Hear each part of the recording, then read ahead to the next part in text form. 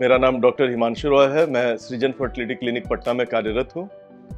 आज हम लोग बात करने जा रहे हैं इनफर्टिलिटी के एक पहलू की जिसके बारे में कम चर्चा होती है, उसे बोलते हैं सेकेंडरी इनफर्टिलिटी।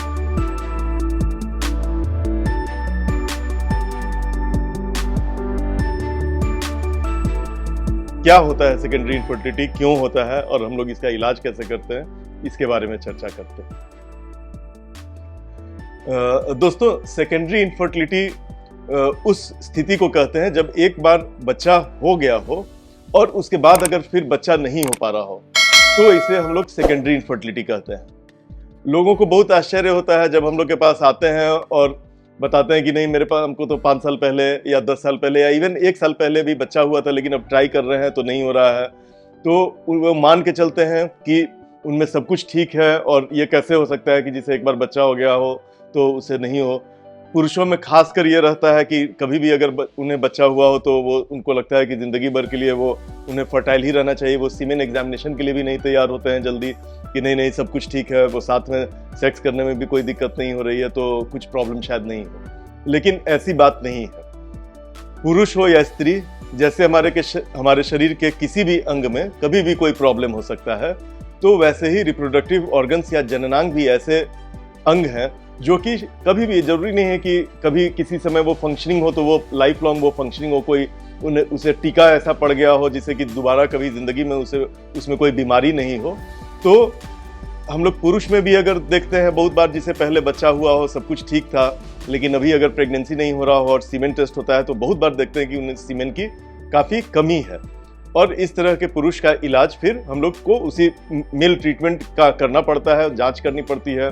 हिस्ट्री हम लोग लेते हैं कि कोई हाल में कोई सर्जरी वगैरह तो नहीं हुआ, हाइड्रोसील या हर्निया का, या कोई इस तरह का कोई वायरल इन्फेक्शन हुआ हो, कोई रेडिएशन हुआ हो, कीमोथेरेपी पड़ी हो। तो इसके अलावा भी तमाम ऐसा भी रहता है जिसमें कि कोई हिस्ट्री नहीं इस तरह का रहता है, उसके बावजूद भी सीमेन पहले जो ठीक था वो बाद में खराब हो सकता है।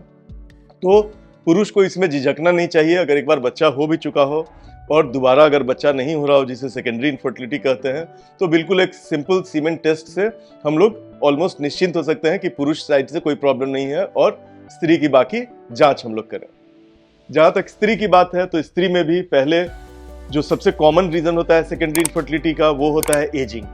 एक बार बच्चा यंग एज में हो जाने के बाद काफ़ी बार ऐसा होता है कि कैरियर के चलते या साथ नहीं रहने के चलते या बच्चे को अच्छे से लालन पोषण करने के चलते दूसरे बच्चे में लोग बहुत डिले कर देते हैं, और जब दूसरा बच्चा प्लान करते हैं तब तक औरत की उम्र काफ़ी ज़्यादा हो जाती है और औरत में उम्र का बहुत ही ज़्यादा तेज़ी से असर पड़ता है 35 साल की उम्र के बाद, जिसमें कि उसके अंदर जो ओवेरियन रिजर्व रहता है, अंडे जो औरत के अंदर में रहते हैं, उसका जो रिप्रोडक्टिव पोटेंशियल औरत का होता है वो 35 साल के बाद से बहुत जल्दी गिरना शुरू हो जाता है और 40 आते आते लगभग नहीं के बराबर हो जाता है। ऐसा नहीं है कि 0% हो जाता है, बट ऑलमोस्ट जो फर्टिलिटी रेट है वो 5%, 10% आप कहिए कि उतना बचता है। तो इस चीज़ का ध्यान रखना चाहिए और ये नहीं सोचना चाहिए कि अगर 5 साल पहले बच्चा हुआ हो तो अभी भी मेरा ओवेरियन रिजर्व उतना ही है। ब्लड का एक टेस्ट होता है AMH, जिससे कि आपको अपने ओवेरियन रिजर्व की जांच करा सकते हैं। ये डॉक्टरी सलाह अगर हो तब आप कराइए उससे, और डॉक्टर ही इसके बारे में आपको फिर जानकारी देंगे कि आपका ओवेरियन रिजर्व पुअर तो नहीं हुआ है। किसी औरत में एज आने के पहले भी ओवेरियन रिजर्व जो है वो घट सकता है बहुत तेजी से। अंडों का जो रिजर्व सब औरत में एक जैसा नहीं होता है और किसी भी औरत का फर्टिलिटी किसी भी समय में बहुत तेजी से गिर सकता है। तो अगर सब चीज़ बाकी ठीक भी रहे और बच्चे नहीं हो रहे हों तो डॉक्टरी सलाह के पास के लिए जाना चाहिए। और जांच जैसे प्राइमरी इनफर्टिलिटी, मतलब जब भी किसी को बच्चा कभी नहीं हुआ हो, किसी अगर कपल को, ऑलमोस्ट उसी तरह से सेकेंडरी इनफर्टिलिटी में भी औरत की जांच की जाती है, पुरुष की जांच की जाती है, और तमाम तरह की जांच जैसे हार्मोन्स का हुआ, अल्ट्रासाउंड यूट्रस एंड ओवरीज का हुआ, ट्यूब्स का टेस्ट होता है। बच्चा होने के बाद भी या तो ऑपरेशन सिजेरियन से हो या नॉर्मल डिलीवरी हो या बीच में कभी अबॉर्शन भी हुआ हो, उसके बाद इन्फेक्शन होने के चलते ट्यूब्स वगैरह ब्लॉक हो सकते हैं। यूट्रस के अंदर भी DNC वगैरह करने के चलते या कुछ अबॉर्शन या डिलीवरी के बाद में यूट्रस के अंदर भी आपस में भीतरी सतह सट सकती है, जिसके चलते एंडोमेट्रियल डिफेक्ट हो सकता है, थिन एंडोमेट्रियम हो सकता है।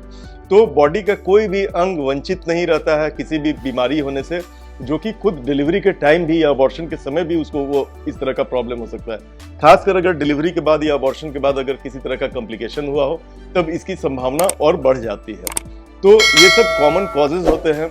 मेल में भी स्पर्म्स का कम होना, ट्यूब्स का ब्लॉक हो जाना, ओवरीज का फंक्शनिंग पुअर हो जाना और यूट्रस में डिफेक्ट होना, जिसके चलते पहले जिन लोगों को बच्चे हुए भी हों उन्हें बाद में बच्चे नहीं हो रहे हों। तो इसे हम लोग सेकेंडरी इनफर्टिलिटी कहते हैं और इसी तरह से इसका हम लोग ट्रीटमेंट करते हैं। धन्यवाद।